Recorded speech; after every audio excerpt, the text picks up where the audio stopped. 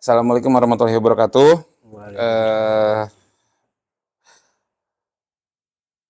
Sore ini kita mau interview sedikit. Sebelumnya, gue mau memperkenalkan diri dulu. Gue Adi. Di sini gue apa ya? Mungkin interviewer kali ya, gitu.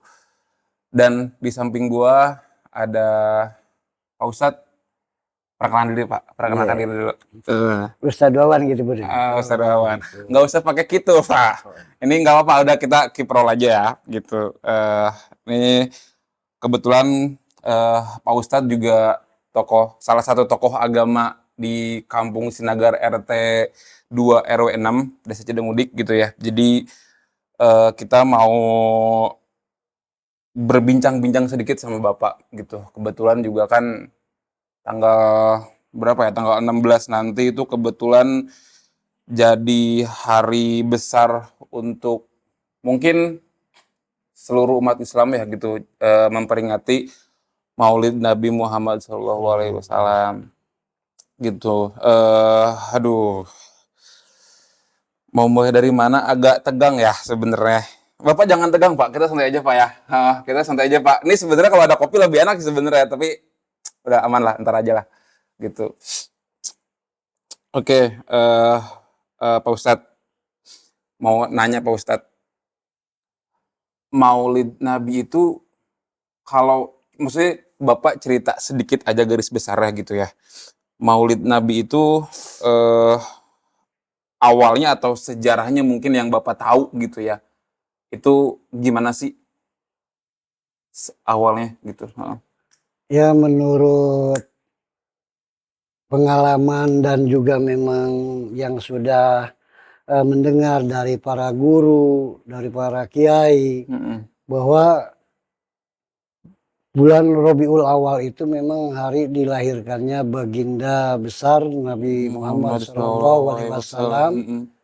Namun memang bertepatan pada hari Senin tanggal 12 Rabiul Awal.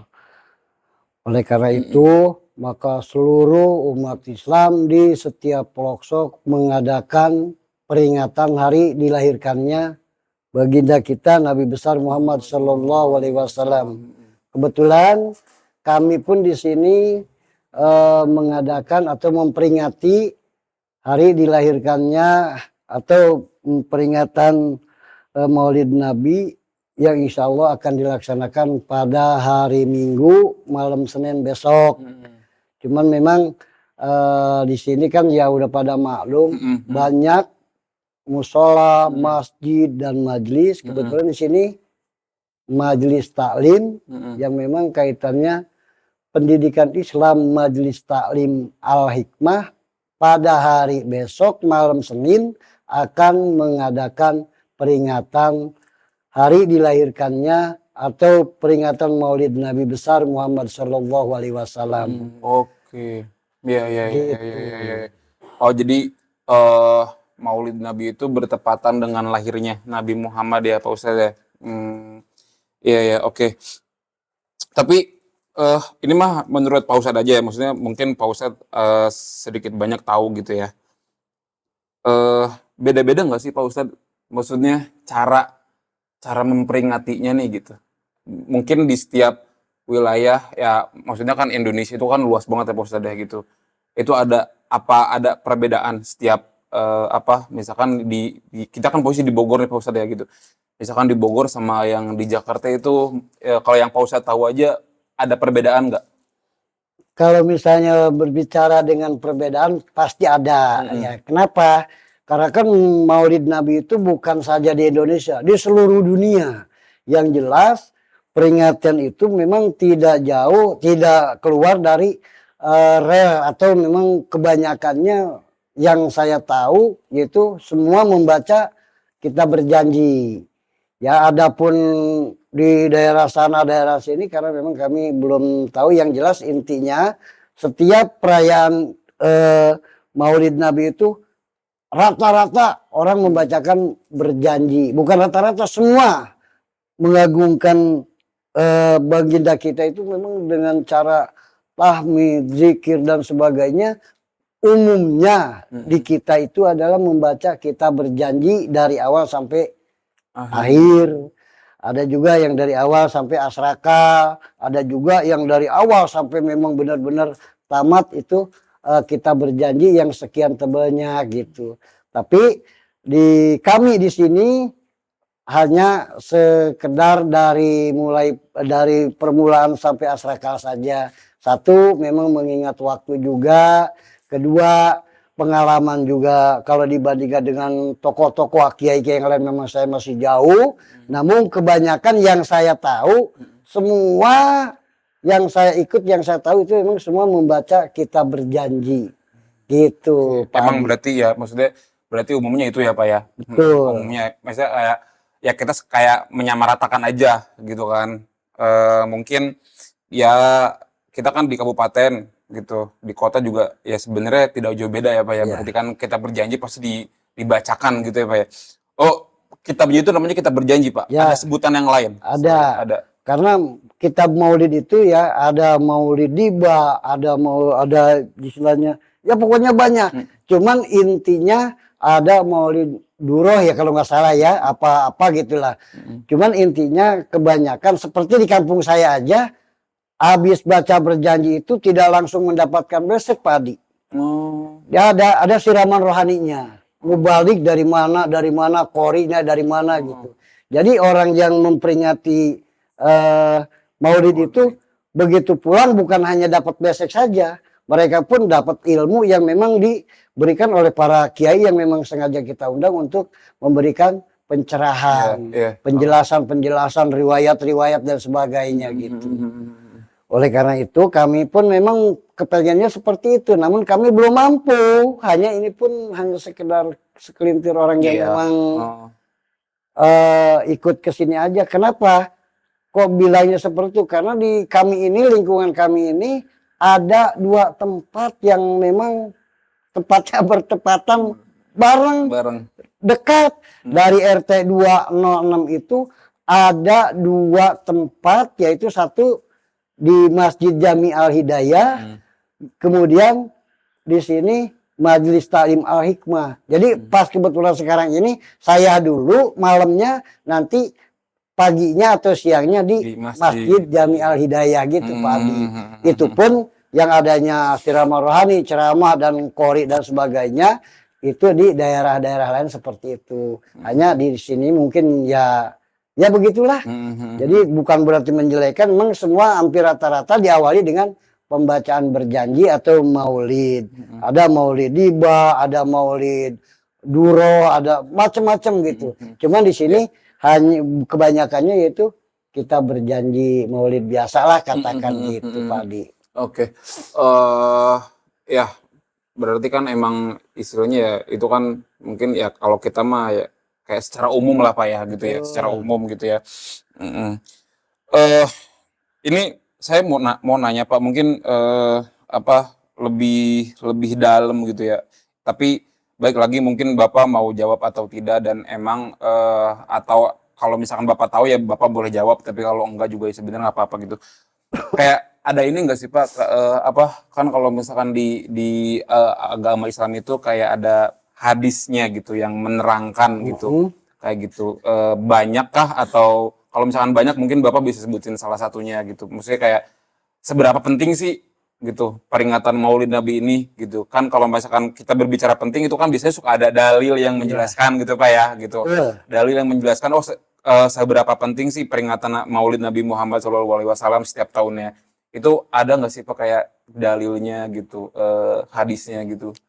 Ya mungkin yang Bapak tahu aja sih gitu. Kalau berbicara masalah dalil ataupun hadis, memang banyak sekali ya. Di antaranya mungkin kita tidak bisa mengucapkan dengan bahasa Arabnya atau karena memang kurang fasih atau gimana. Yang jelas bahwa peringatan Maulid itu memang dianjurkan kita harus meniru seluruh perbuatan baginda kita, memang itu untuk ditiru, untuk diikuti. Kenapa? Karena kan hadis mengatakan mungkin saya pakai bahasa biasa aja gitu Indonesia. ya. Yaitu kan Rasul itu adalah uswatun hasanah. Ya, berarti memang dia tuh seluruhnya memang harus diikuti sama kita. Perbuatannya, pekerjaannya, dan sebagai akhlaknya memang dia tidak mempunyai sifat tercela. Makanya kita memperingati ini, ya minimal lah kita bisa sedikit mengikuti ajaran dari beliau. Apalagi kalau kita mendengar anta samsun, anta badrun, itu kan lebih tinggi lagi, lebih jauh lagi. Yang maknanya mungkin anta samsun, anta badrun itu kan engkau Muhammad di atas segalanya, cahaya di atas segala cahaya. Jadi kalau misalnya kita ke sana kan kita bukan ahlinya untuk berbicara masalah itu. Benar Pak, benar. Yang jelas memang banyak petunjuk, banyak ajaran, banyak ajakan yang memang harus kita ikuti apa yang telah diajarkan oleh baginda Nabi besar Muhammad Shallallahu Alaihi Wasallam. Gitu Pak Adi. Oke. Sejauh ini Pak, selama istilahnya mungkin perayaan Maulid Nabi di sini gitu Pak ya, itu kan setiap tahun pasti berbeda. Apa ya? Mungkin kayak kalau saya ngomong itu kayak vibes-nya gitu. Jadi vibes itu apa ya maksudnya ya? Kalau ngomongnya ya keramaiannya gitu Pak, gitu. Antusiasmenya setiap tahun mungkin kadang tahun kemarin mungkin ibaratnya kayak jamaahnya lebih sedikit misalkan gitu. Terus tiba-tiba tahun ini nanti besok mungkin lebih banyak gitu Pak. Gitu kan. Itu tiap tahun mungkin ada ya Pak ya gitu. Ada nggak sih Pak kayak misalkan menurut Bapak sendiri gitu ya, kayak tantangannya gitu loh Pak buat mengajak, buat ngasih tahu gitu bahwa apalagi kan kadang generasi sekarang generasi yang emang ini ya Pak ya, maksudnya gadget gitu Pak ya gitu kan, bahwa ya mereka tuh semuanya handphone lah gitu kan. Itu bagaimana Bapak bisa menyiasati itu gitu Pak, tantangan dari generasi ke generasi biar ini tuh selalu hidup gitu loh Pak, dari generasi ke generasi gitu. Itu gimana? Apakah Bapak misalkan mengundang anak-anak atau remaja buat mereka belajar belajar yang tadi itu Pak, kitabnya gitu. Itu gimana Bapak?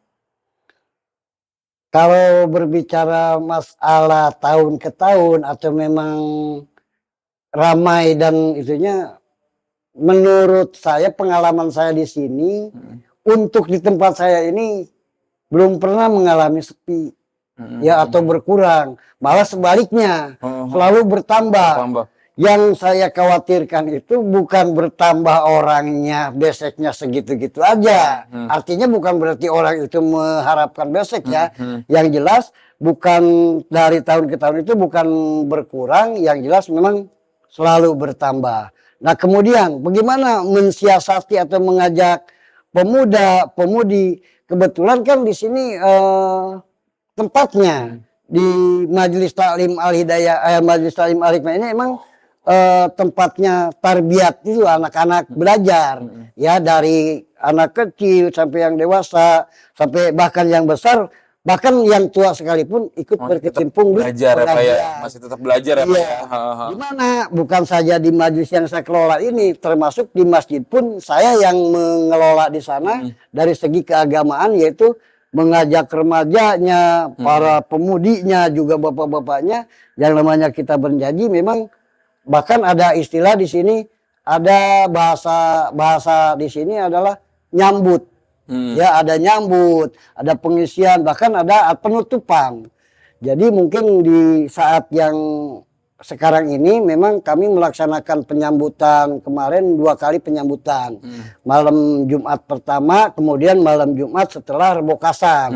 Jadi memang ada yang menanggalkan tanggal 1 hari Kamis, ada juga yang menanggalkan hari Rabu. Nah, oleh karena itu kami sebelum jatuh pada bulan Maulid ini atau Rabiul Awal ini, kami sudah mengadakan latihan lah kalau misalnya Iya, latihan baca, perkompakan, keseragaman, jawaban dan sebagainya. Memang itu dilakukan setiap tahun, bahkan sebelum Rabiul Awalnya pun memang kami sudah melaksanakan latihan. Latihannya itu tiap malam atau sore latihan baca kitab itu? Latihan maulidnya itu hanya 2 kali. Artinya bukan berarti memang, karena kan kebanyakan di sini kan 2 kali itu malam berarti? ya malam. Oh, malam. Pas memang momennya pas pengajian. Jadi kita nggak usah ngajak, nggak usah ini. Jadi pas memang malam itu pas pengajian, biasanya kita padilahan, sekarang kita berjanji gitu. Alhamdulillah. Tapi antusiasme dari generasi yang mudanya masih banyak. Alhamdulillah banyak. Bahkan sekarang aja yang dari Al-Hikmah ke Al-Hidayah, bahkan di Al-Hidayah itu lebih pesat lagi. Bukan saja anak muda, tapi orang tuanya pun ikut banyak. Bahkan bukan dari anak mudanya, termasuk RT RW-nya pun ikut terjun gitu. Dengan ajakan seperti itu gitu. Sama ini mungkin Pak, kalau nggak salah ya Pak ya, di setiap peringatan Maulid Nabi itu, di setiap kita baca kitab berjanji itu kadang suka ada yang potong rambut nih Pak ya. Itu anak kecil ya Pak ya, umur ya sekian bulan mungkin gitu. Itu kenapa sih Pak? Itu apakah itu adat atau emang diharuskan, atau hanya mungkin apa ya namanya ya? Kebiasaan. Iya, atau sunnah atau wajib gitu loh Pak. Jadi begini, karena memang adanya gunting rambut, katakan maras ya. Maras rambut, kalau kita misalnya ngikut ke sejarah kan seharusnya yang dipotong rambut itu kan jangan dibuang Pak. Jangan dibuang, itu rambutnya yang digunting itu ditaruh dan dikumpulkan. Setelah dikumpulkan nanti ditimbang Pak. Ditimbang beratnya rambut itu berapa gram, nanti diuangkan. Ya, atau dibelikan emas, atau misalnya ya itu tadi ditimbang gramnya berapa, nanti untuk dibagikan ke sodakokan. Ya, disodakokan di tempat tersebut gitu.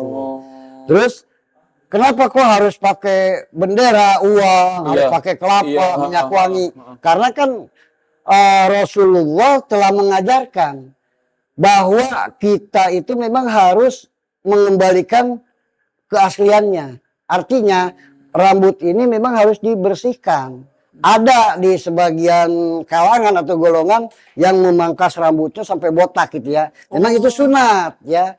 Sunat. Jadi ketika itu biasanya di fase yang mana sih Pak? Maksudnya setelah apa gitu? Ya. Jadi begini, kalau orang yang ngerti kan potong rambutnya aja nggak sembarangan kan ya. Ada orang ilmuwan atau katanya orang-orang tua dulu ya, memangkas rambut yang pertama nggak berarti harus banyak ya. Kenapa sih harus pakai air kelapa? Katanya air kelapa itu kalau untuk rambut malah tambah bagus. Hitam katanya kan. Makanya diguntinglah di sebelah kanan. Kenapa kok di sebelah kanan? Karena di sebelah kanan ini adalah otak atau akal yang memang benar-benar harus dibersihkan atau harus tidak ada penghalang sedikit pun dengan antara kias, supaya memang dia tuh jernih dari usia yang 40 hari itu.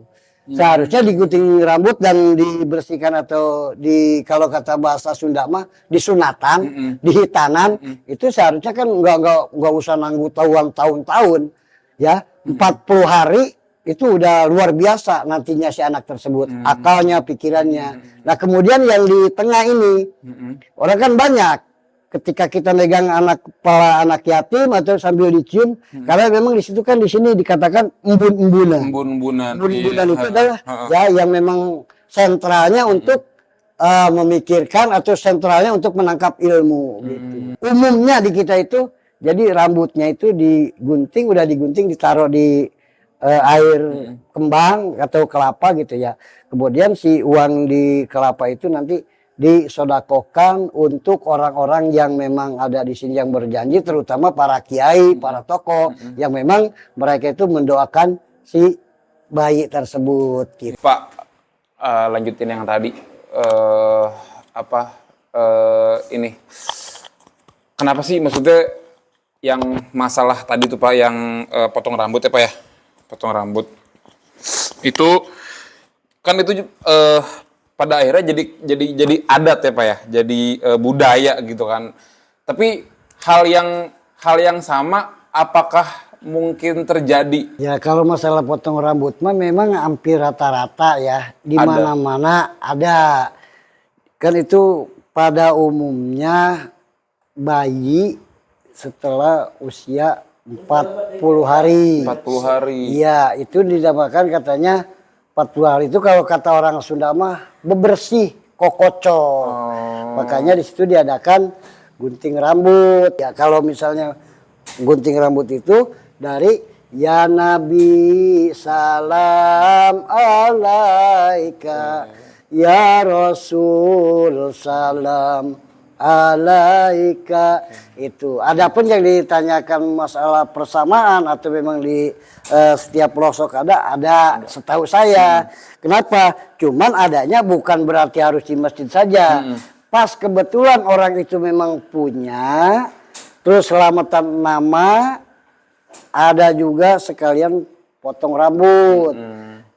Pas lagi kebetulan memang momennya pas berketepatan dengan bulan Rabiul Awal, memang dia dekat dengan masjid atau musola memang mengadakan peringatan itu, maka dibikin kesempatan oleh beliau. Daripada di rumah biayanya sekian, kalau di masjid kan ya lebih ringan gitu. Paham. Oh, itu dari segi ekonomi ya Pak ya. Ya,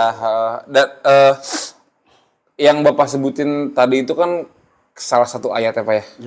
Udah salah satu ayat di dalam kitab itu sendiri gitu. Nah, di yang Asrakal ini itu kan yang saya tahu itu harus berdiri ya Pak ya. Iya betul. Itu kenapa sih Pak harus berdiri gitu? Kan dari awal tuh kita duduk ya Pak ya gitu, dan pas Asrakal ini tuh tiba-tiba semuanya berdiri gitu loh Pak. Itu kenapa sih Pak? Jadi begini, sebenarnya itu jangan dipermasalahkan ya, karena memang tadi kebanyakan ya. Karena memang di situ kita sedang memohon kan di situ ya Nabi, kalau kata bahasa kita ya Rasul gitu kan. Ya Nabi salam alaikum, ya salam, aku beri salam, keselamatan gitu kata Allah kepada Rasul. Makanya di situ orang yang digunting rambut itu mohon keselamatan. Selamat itu umum. Selamat pikirannya, selamat otaknya, selamat hatinya, selamat jiwanya semua. Mohon keselamatan dengan keberkahan memperingati bulan suci ini gitu. Katakan kelahiran Nabi ini gitu. Adapun katanya berdiri itu sunat. Kalau memang wajib, berarti orang yang itu harus berdiri aja dong. Bagaimana kalau misalnya di zaman sekarang ada segala macam kan? Iya. Anggap aja yang misalkan kayak yang disabilitas gitu kayak yang disabilitas dia kan tidak mampu untuk berjalan misalkan gitu ya. Berarti kan itu emang nggak diwajibkan ya Pak ya. Sunat gitu. Itu. Begini, karena kan di situ kita awalnya dari Asrakal itu kan ya Nabi salam alaika. Berarti semua keselamatan itu ada di Nabi, ya. Bagaimana tadi diutarakan, ya Nabi salam alaika, ya Rasul salam alaika, ya Habib salam alaika, sholawatullah alaika. Semua orang membacakan sholawat, kenapa? Karena memang ingin mendapatkan syafaat dan keselamatan dari baginda kita gitu. Cuman yang jelas bahwa berdiri itu bukan berarti satu kewajiban, intinya sunat. Kalau memang diwajibkan, ya walaupun memang diwajibkan, tapi kan itu tertentu orangnya. Seperti kita kalau misalnya kita berbelok dari acara ini ya, misalnya seperti sholat. Sholat itu wajib berdiri, ya. Bagi yang mampu kan, bagi yang mampu. Iya, jadi kan di situ Pak Adi, ya Nabi itu kan berarti memohon keselamatan, bukan saja sekarang Nabi, para Rasul, karena kan ada Nabi, ada Rasul, ada juga yang jadi Nabi dan juga ada Rasul. Kemudian para ambiya pada sebagainya emang memohon pertolongan dan memohon syafaat dari baginda kita gitu. Siap, Semua yang pokoknya semua yang tadi dibacakan itu ya Habib semua pokoknya pasti memohonkan keselamatan dari beliau, memohon syafaat dari beliau. Kenapa kok seperti itu? Karena memang orang-orang banyak bilang katanya mudah-mudahan kita dapat syafaat dari beliau di yaumil kiamah, yaitu dengan secara kita mengagungkan kelahirannya, memperingati kelahirannya, melaksanakan pekerjaan memang yang disunat-sunatkan oleh beliau, memang harus kita tiru dan harus kita Contoh ya, Pak, ya? ikuti contoh gitu. Oke. Oke, ini penutup kali ya. Sebagai penutup di konten kita hari ini gitu ya sama Bapak gitu. Pesan-pesan Bapak buat generasi-generasi sekarang gimana, Pak? Ya pesan-pesan saya sih bukan hanya untuk generasi yang akan datang ya. Dari sekarang memang harus dipupuk dan dipelihara. Kenapa? Karena ketika memang kita sudah tidak ada, kalau memang kita tidak mengajak dan tidak menganjurkan untuk selalu semangat dalam arti mengerjakan atau memperingati acara seperti Maulid ini, itu akan hilang, Pak. Justru saya titip kepada seluruh generasi-generasi yang akan datang, hayu ikuti semua ajakan-ajakan yang memang diajarkan oleh leluhur kita. Artinya yang sudah dilaksanakan oleh orang tua kita yang ada di lingkungan ini, yaitu mengenai masalah peringatan Maulid ini, seperti pembacaan berjanji Maulid. Kenapa? Karena itu bukan hanya bisa saja, tapi harus juga menguasai lagam, juga kesamaan, irama ya, Pak, ya, irama dan sebagainya. Kalau memang kita nggak bisa dari sekarang, mungkin kedepannya bukan menutup kemungkinan akan hilang. Yakin itu. Makanya yuk sekarang kita ikuti yang ada. Artinya orang tua kita mengadakan acara-acara ini, ayo kita semangat, ayo kita dukung. Bukan berarti orang tua minta dukungan dari anak-anak saja atau dari pemuda saja. Bahkan kegiatan anak muda pun selalu didukung sama orang tua ketika memang mengadakan acara seperti ini. Jadi titip saya ini, ayo rame-rame kita ramaikan, kita giatkan, bukan hanya tahun ini atau tahun selanjutnya, ke depannya ketika memang kita orang tua kita udah meninggal, kita tinggal melanjutkan kegiatan-kegiatan ini. Kenapa? Karena memang di kemudian hari tidak nutup kemungkinan orang tua kita akan mati. Bahkan saya sendiri pun pasti akan meninggalkan pemuda-pemudi. Oleh karena itu, ajakan saya, hayu semangat terus dalam segi mencari ilmu, terutama kegiatan-kegiatan keagamaan. Kalau misalnya dari segi setiap malam Jumat, itu mingguanan pengajian pemuda itu udah katakanlah biasa. Cuman yang namanya peringatan-peringatan seperti ini, jangan sampai kita abaikan. Atau jangan kita masa bodoh, tak peduli. Kenapa? Nantinya kita akan terseot dengan keadaan zaman seperti sekarang. Bukan saja orang tua, anak kecil sedikit pun, anak kecil sekalipun udah nggak ngerti bahasa sendirinya, kebanyakan lihat HP, internet. Saya jujur, saya sendiri tidak punya HP, bahkan tadi aja yang minta nomor, saya kasih nomor rumah yang di atas pintu gitu. Kalau saya nomor rumah nggak punya, memang saya nggak bisa, nggak ngerti gitu. Jadi emang kalau bukan kita, generasi muda siapa lagi ya Pak yang meneruskan budaya ini ya Pak ya gitu, tradisi ini gitu kan, peringatan ini gitu. Oke, cukup sekian dari kita berdua, dan terima kasih udah nonton, terima kasih udah mendengarkan, dan terima kasih sudah mendukung, support gitu ya. Jangan lupa hal yang kayak gitu tuh sebenarnya harus disebarin, bukan berhenti di kita sebagai kreatornya, tapi di kalian yang merasa bahwa konten ini tuh cukup bermanfaat gitu. Oke, terima kasih sekali lagi. Assalamualaikum warahmatullahi wabarakatuh. Baik. Waalaikumsalam warahmatullahi wabarakatuh.